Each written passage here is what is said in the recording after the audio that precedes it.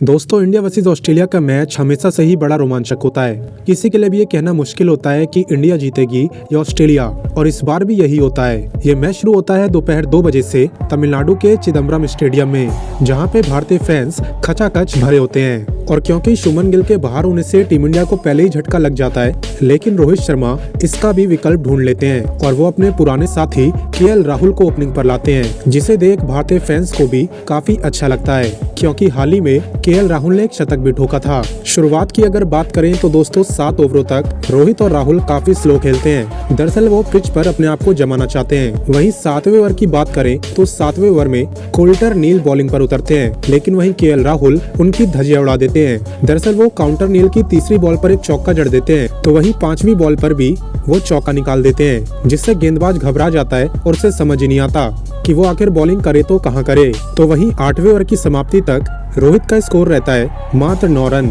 तो वहीं केएल राहुल का 19 रन।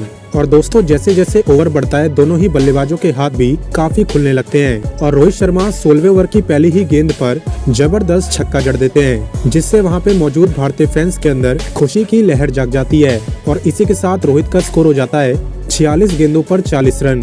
तो वहीं केएल राहुल अपनी हाफ सेंचुरी के करीब होते हैं, वो भी 50 बॉलों में 46 रन जड़ चुके हैं। दोस्तों, मैच देखने में ऐसा लग रहा था जैसे रोहित और केएल राहुल में कंपटीशन चल रहा हो कि छक्के वो ज्यादा मारते हैं या केएल राहुल, क्योंकि दोस्तों 19वें ओवर में जब स्टोनिस गेंदबाजी पर उतरते हैं तो केएल राहुल भी उनकी पहली ही गेंद पर छक्का जड़ देते हैं, और वो छक्का इतना लंबा होता है कि गेंद स्टेडियम के पार जाकर गिरती है। दोस्तों, अगर बात करें टीम के स्कोर की तो 20 ओवर की समाप्ति तक टीम इंडिया को कोई भी नुकसान नहीं होता और वो बेहद ही आसानी से 111 रन बना लेती है, जिसमें कि रोहित के 46 और केएल राहुल के 62 रन होते हैं। यहीं से भारतीय फैंस को उम्मीद लग जाती है कि आज टीम इंडिया बेहद ही बड़ा स्कोर खड़ा करने वाली है। हालांकि दोस्तों, कुल्टर नीले की बॉल पे रोहित शर्मा ने जो छक्का मारा था वो उन्हें बाद में भारी पड़ जाता है, क्योंकि 23वें ओवर की दूसरी गेंद पर वो रोहित शर्मा को बाउंसर फेंकते हैं और रोहित शर्मा अपना बल्ला उठा देते हैं, जिसकी वजह से विकेटकीपर के हाथों में कैच आ जाती है और यहाँ पे ही टीम इंडिया अपना काफी बड़ा और पहला विकेट खो देता है। हालांकि रोहित शर्मा जब तक एक अच्छी शुरुआत दे चुके होते हैं और वो 59 गेंदों पर 57 रन बनाकर पवेलियन की ओर लौटते हैं। तीसरे नंबर पर बल्लेबाजी करने सीधा विराट कोहली उतर आते हैं, जो कि लगभग सभी भारतीय फैंस के फेवरेट प्लेयर हो चुके हैं। विराट कोहली दोस्तों शुरुआत में तो टुक-टुक करते हैं, लेकिन उसके बाद मैक्सवेल की दूसरी ही गेंद पर एक जबरदस्त रूम निकालकर चौका जड़ देते हैं। इसी के साथ धीरे धीरे 32 ओवर खत्म हो जाते हैं और 32 ओवर तक टीम इंडिया का स्कोर रहता है 182 रन, वो भी मात्र 1 विकेट के नुकसान पर। और दोस्तों, जब से कोहली केएल राहुल के साथ खेलने आए होते हैं, तब से मानो केएल राहुल के अंदर एक अलग ही ऊर्जा जाग जाती है और 32वें ओवर तक वो 93 गेंदों पर 99 रन बना देते हैं और शतक से मात्र 1 रन ही दूर रहते हैं। उसके बाद दोस्तों अगली ही गेंद पर बड़ी ही चालाकी से बल्ले का कोना लगाकर केएल राहुल बिना किसी रिस्क के सिंगल ले लेते हैं और बहुत ही शानदार तरीके से खेला गया अपना शतक पूरा करते हैं। शतक लगने के बाद मानो दोस्तों केएल राहुल के अंदर कोई डर ही नहीं रहता, उन्हें कोई फर्क नहीं पड़ता कि उनके सामने कौन सा गेंदबाज है, और वो एक ही ओवर में 2 छक्के और 1 चौके जड़ देते हैं। ये देख मैक्सवेल अपना सर पकड़ लेते हैं कि आखिर इस बंदे को बॉल डाले तो कहां डाले। इसके बाद दोस्तों 35वें ओवर पर टीम इंडिया को बड़ा झटका लगता है, क्योंकि मैक्सवेल की एक बाउंसर वाली गेंद पर केएल राहुल अपना विकेट दे बैठते हैं। हालांकि वो अपना काम अच्छे से कर चुके थे, उन्होंने भारतीय टीम के रनों में 120 रनों का योगदान दिया था और इससे ये साफ हो चुका था कि अगर भारतीय टीम जीतती है तो man of the match KL Rahul ही बनेंगे। केएल राहुल के आउट होने के बाद क्रीज पर उतरते हैं बहुत ही खतरनाक बल्लेबाज हार्दिक पांड्या।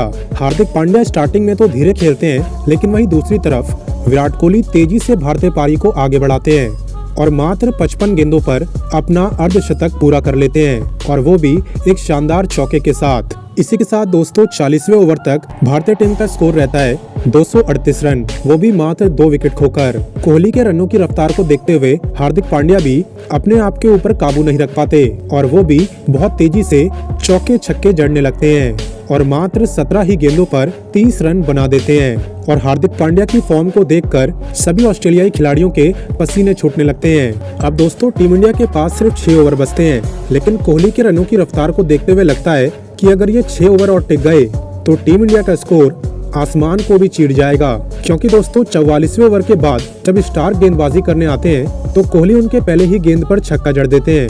वहीं दूसरी गेंद खाली निकलती है तो तीसरी पे फिर से चौका मार देते हैं और ये देख स्टार्क को समझ ही नहीं आता कि इस बंदे को रोका कैसे जाए।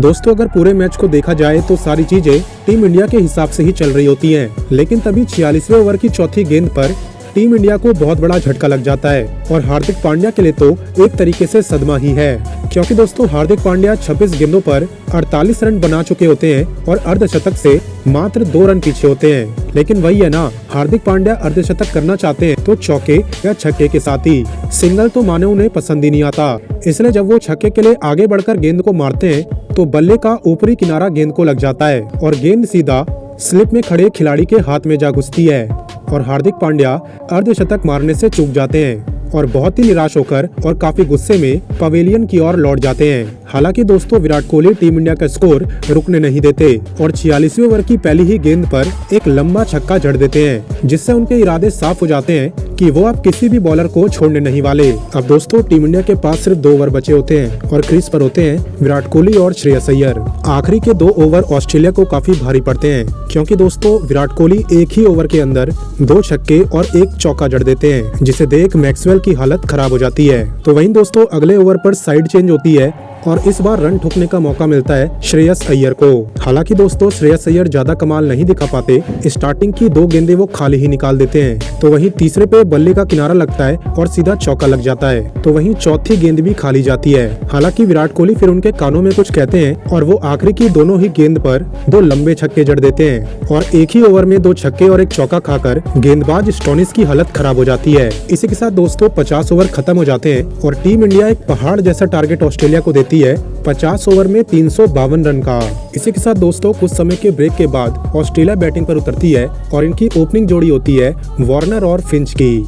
स्टार्टिंग में तो ऑस्ट्रेलिया काफी धीरे खेलती है, लेकिन 10 ओवर के बाद उनके हाथ भी खुलने लगते हैं और 13 ओवर में टीम का ओवरऑल स्कोर रहता है 60 रन, जिसमें कि वार्नर ने 21 और फिंच ने 36 रन बनाए होते हैं। इसके बाद 13वें ओवर की पहली ही गेंद पर हार्दिक पांड्या कमाल कर देते हैं। दरअसल दोस्तों हार्दिक पांड्या की पहली गेंद पर वार्नर आगे बढ़कर सिंगल लेना चाहते थे, लेकिन श्रेयस अय्यर से मिसफील्ड होने के कारण वो दूसरा रन लेने को भी दौड़ पड़ते हैं और यहीं पर वार्नर सबसे बड़ी गलती कर देते हैं, क्योंकि श्रेयस अय्यर फटाफट से कीपर की तरफ बॉल को फेंकते हैं और वार्नर के डबल लेने से पहले ही गेंद विकेट को छू जाती है।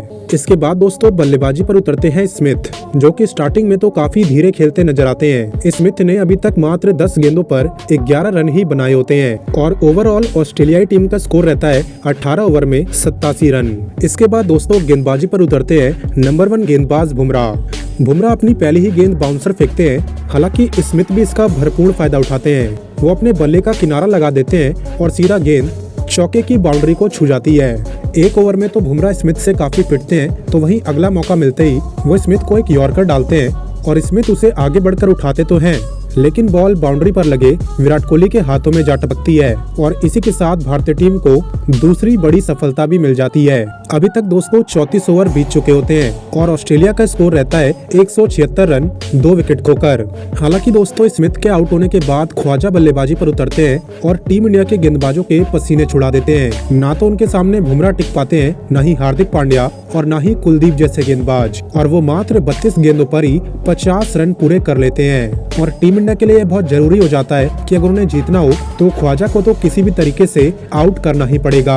हालांकि दोस्तों बुमराह ख्वाजा को भी ज्यादा देर टिकने नहीं देते और मात्र 55 रनों के बाद ही एक ऐसी गेंद डालते हैं जिसपे ख्वाजा को लगता है कि वो छक्का मार सकते हैं और वो क्रीज से आगे निकल जाते हैं। हालांकि गेंद की रफ्तार इतनी होती है कि वो उसे टच भी नहीं कर पाते और गेंद सीधा विकेटों को चीर देती है और ख्वाजा की विकेट गिरने के बाद रोहित शर्मा भी खुशी से 4 इंच ऊपर उछल पड़ते हैं। ऐसे ही दोस्तों देखते देखते 45 ओवर बीत जाते हैं और ऑस्ट्रेलिया का स्कोर रहता है 283 रन, वो भी 6 विकेट खोकर, जिसमें से अकेले 3 विकेट बुमराह ने ही उखाड़ी होती है। हालांकि दोस्तों बुमराह का पेट 3 विकेट लेने के बाद भी नहीं भरता और वो 48वें ओवर की पहली ही गेंद पर एक और विकेट चटका देते हैं।